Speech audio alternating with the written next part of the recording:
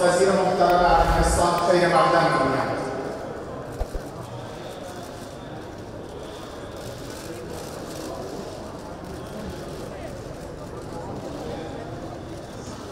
وزیر محترم امور خارجه پناه میهمان ارجمند بعدی هستند که وارد مجلس شورای اسلامی شدند.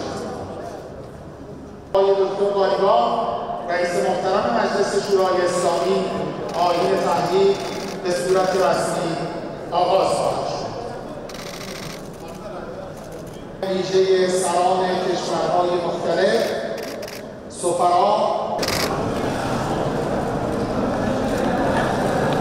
رئیس محترم مجمع تشخیص مصلحت نظام، رئیس محترم مجلس خبرگان رهبری، شرکت کننده در آیین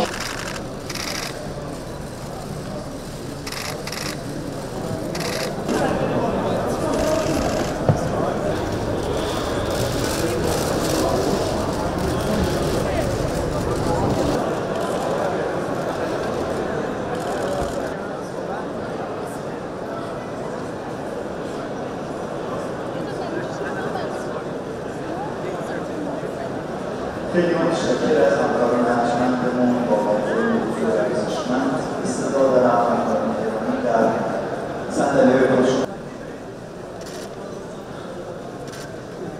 هم هر چی دنومل پاشتانه